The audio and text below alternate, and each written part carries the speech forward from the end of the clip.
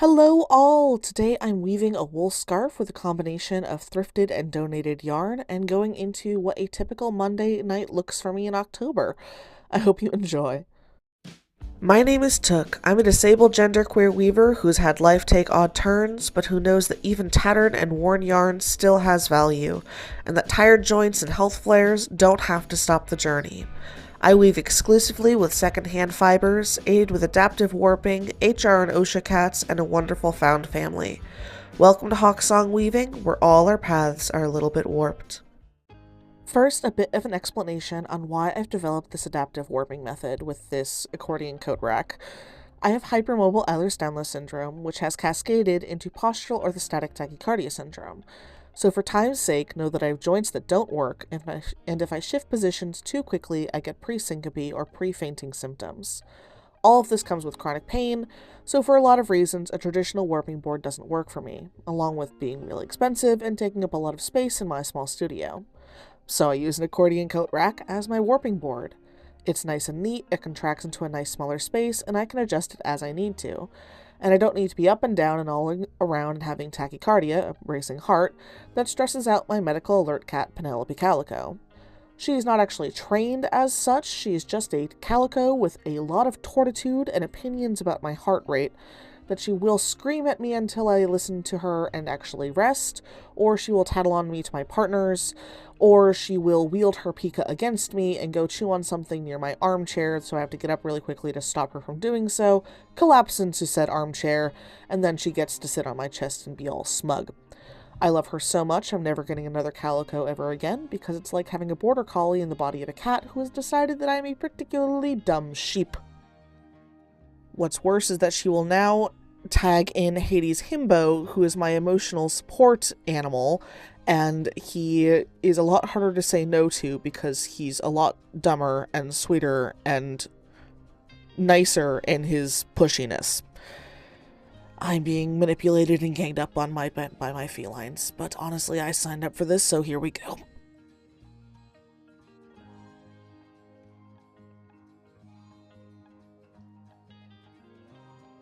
With this particular warp, I ended up having to undo this particular section. I don't know if you can see right there, but it ended up being a bit too frayed, and I have learned over repeated, how shall we say, stubbornness episodes to not actually warp with super frayed merino, because it will inevitably break, and dealing with a broken warp thread is such a pain in the butt.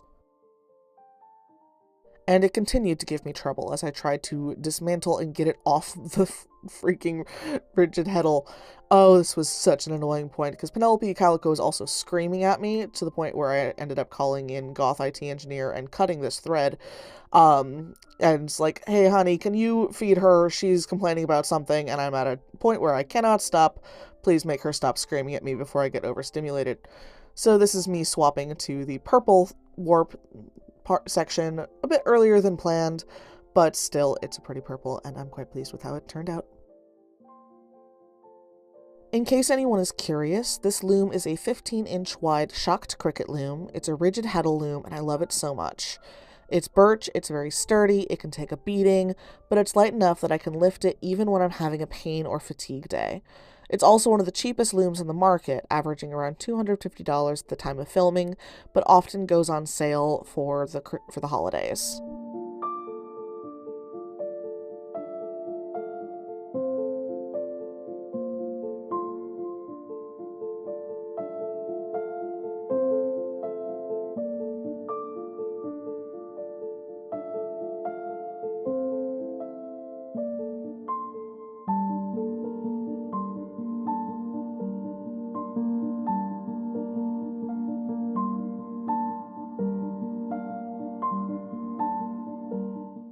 Skipping ahead a bit so that this video doesn't drag, but for reference, that process took about 15 minutes all told. If you're trying out this method and it takes longer, please don't worry. I've been doing this process about once to twice a day for years, and my muscle memory has it down.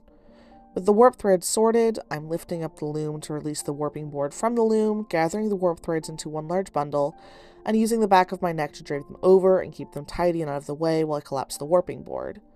I use terry cloth towels to cushion the warp threads. This helps prevent the finished weaving from being tighter at the ends and looser in the middle, creating a sort of sausage profile in the weaving. They also have more grip than the traditional cardstock, which I find difficult to use because it tends to slide all over the place. Every other week or so, I'll wash and dry the terry cloth towels, as the pressure from how tight I prefer my warp to be can flatten them over time and make them less effective at cushioning the warp threads. I ended up having a bit of a rough time with the smell of the brown yarn that I've used for the more right-hand section of the warp.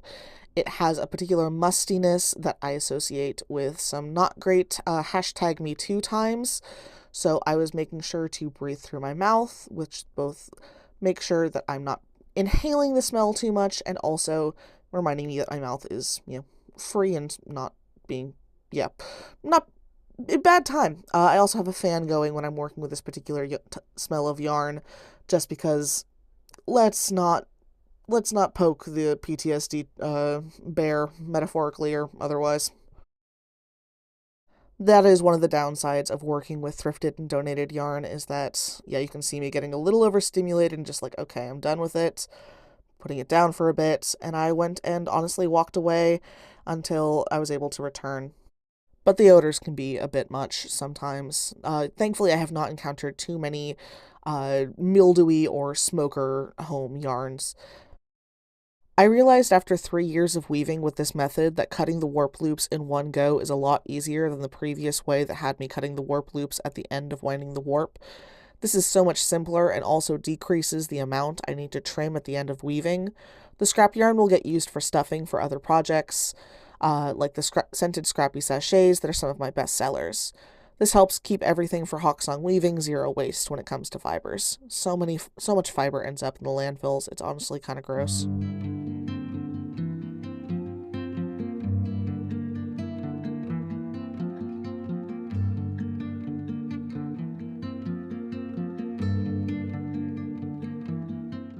This isn't a great angle, but I'm being careful to pay attention to how the warp threads are laying on the back bar of the loom, and the right-hand thread goes through the smaller hole in the rigid heddle reed. It's not critical, and some minor mistakes aren't the end of the world, but it does make it easier to keep the tension of the warp threads even across the entire weaving.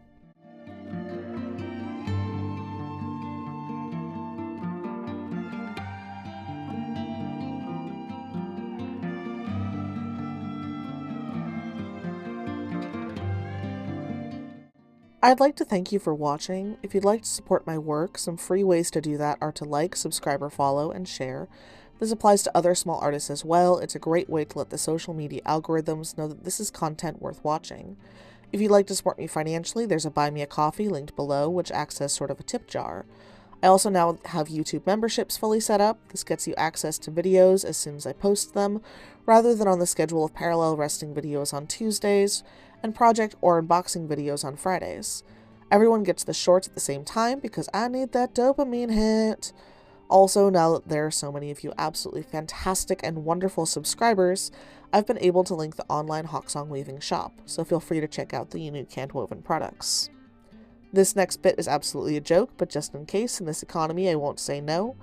For $1,000 a month, you can tell me that I'm not actually disabled, I'm just lazy, and to try whatever yoga, juice cleanse, snake oil nonsense fixed your cousin. Feel free to message me, and I'll get you my payment deets. I take Cash App, Venmo, PayPal, and check for this nonsense, because YouTube wouldn't let me set up this membership tier as a joke. Feel free to mail the check, or more likely, donations of yarn, buttons, etc. to the P.O Box listed down below. After many requests from the Yarn Brats, which is the self-proclaimed fandom name of my self-proclaimed fans, what the heck, and a firm talking to from my partners and therapist, I'm now accepting physical donations of items that will improve my life. Or quality of life, rather. There's a list on the Hawksong Weaving website. If by chance duplicates are sent of an item, I'll make sure to get that item to other disabled genderqueer artists in my community. There are a lot of us around Northampton, Massachusetts, so nothing will go to waste. I originally wasn't going to accept this type of donation, as the yarn was helping me do my work and create content, but as my therapist pointed out, I can't make content without a functional body, and the items on the wish list will help with that. Please do not gift anything if your finances are under strain. Take care of yourself first.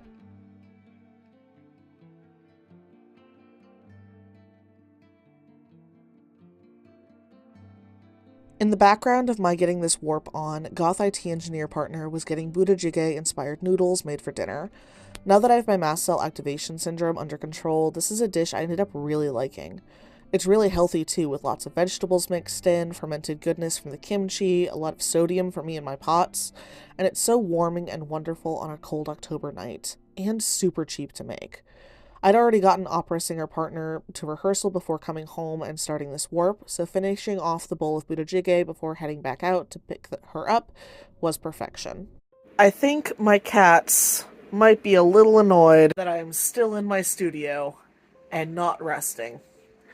Now I'm about to annoy them further because I have to go pick up my partner from opera rehearsal, and then I will come home and I will rest, I promise you to. Jesus Christ. A few things that I appreciate from this particular season of getting opera singer partner to and from rehearsal. Number one, Hadley has finally done almost 99% finished the work on the main stretch of road. And most recently they painted the lines, which has been an immense help because with the construction, no one was clear on which lane they were supposed to be in. That's very stressful to drive in. And number two, opera singer partner does this very sweet thing when I'm super hyper focused on my phone while I'm waiting for them to be done with rehearsal, where they will she'll shuffle her feet around the car and make some noise so that I'm not super startled by her opening the door. And it's that sort of thing that I really, really lucked out with my partners. And I'm just very, very happy about it. Also, I look very good in this hat. I was not sure if I could be a hat person. I don't think I'm a conventional hat person, but I do think I'm a hat person. Which is helpful because just on both sides of the gender and sex spectrum of both sides of my birth family is pattern baldness. So there is no receding hairline in Ba Sing Se, which is 90% of the reason I'm wearing the headscarves. Also, the 10% is sensory. It just feels better to have something clenching my head a little bit. But looks like folks are starting to arrive to pick up people, and that rehearsal's starting to let out a little bit, but I'll get home and figure things out for the next steps for the weaving, get yelled at by Penelope some more, and what do I have going on tomorrow? I've got a lot of errands tomorrow. Alright, but here we go. This is a typical Monday night in October, lots of warming soup, warming partner time, and annoyed cats. I'm very fortunate to live my life the way I do, and not a day goes by that I don't remember to appreciate it. Attaching the warp to the bottom apron bar is pretty easy. I finger comb it, get it separated into bits about 4 to 5 warp threads wide, separate these bits into 2, and then do a half hitch tie to the apron bar.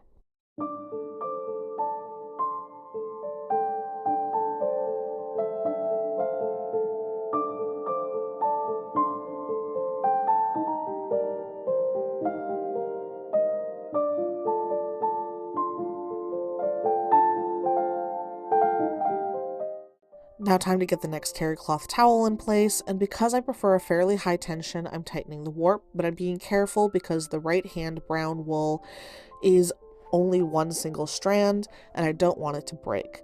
If your fingers are hypermobile, please be careful when doing this, as the pressure can bend them backwards, and that is #not comfortable and leads to arthritis, which is even less comfortable.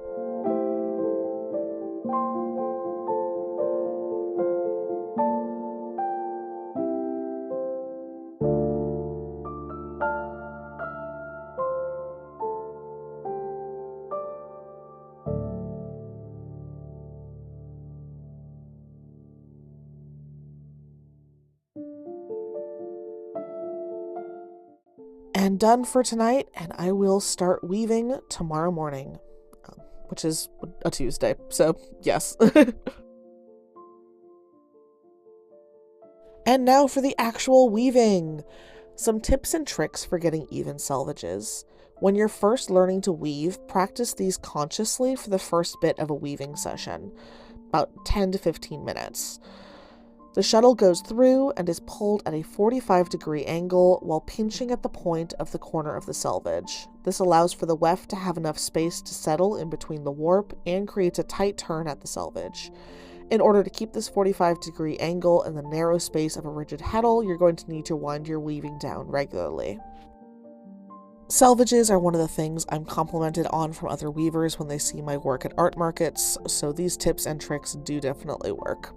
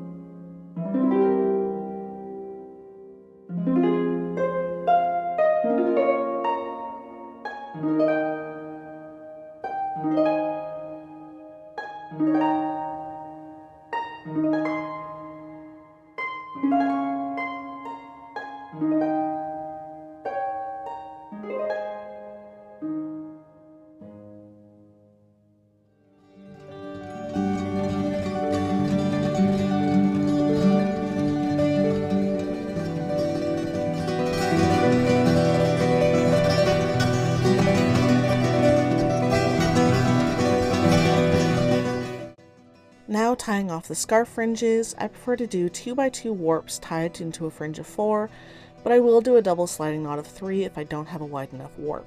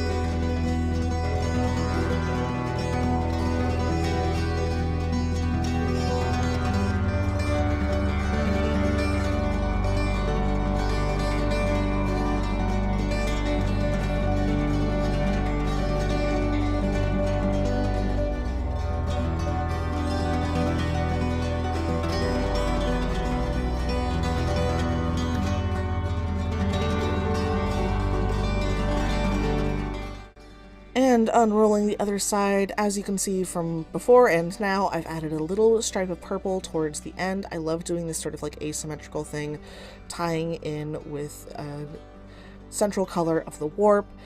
It keeps the entire piece cohesive and just adds a little more pop of color.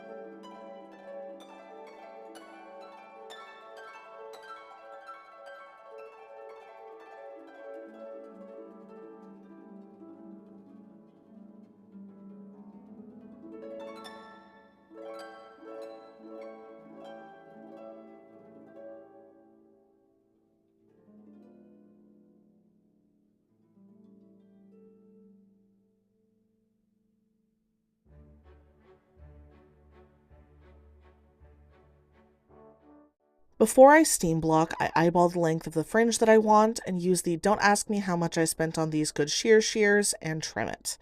This step is usually between 20 to 30 minutes of tying the fringe knots.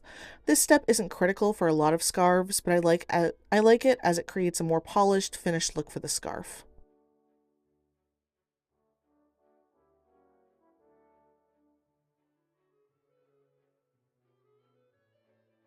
And of course, nothing goes to waste to Hawksong weaving, and these scraps will be used for stuffing in another project.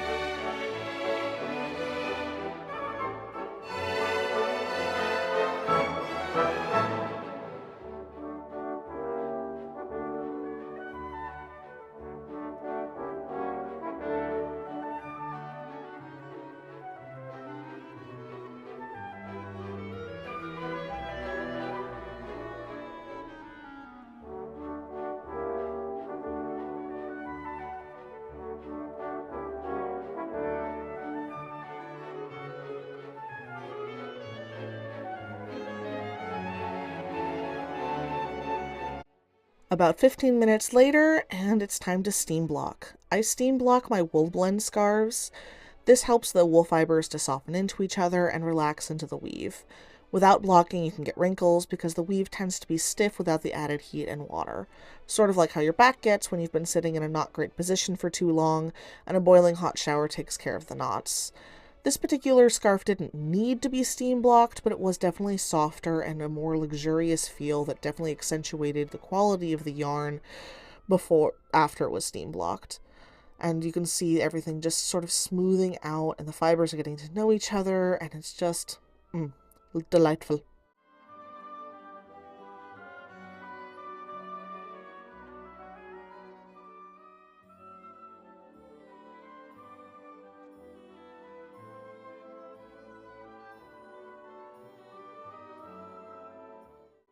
And we are done! And one more picture of Hades, but first, of course, because cat. Thank you for coming along as I wove this scarf. I'm so glad for the odd turn that your path took that brought you here. Thank you for spending time with me at Hawksong Weaving, where we're all a bit warped, and I hope that you have a truly excellent week. Hades does too.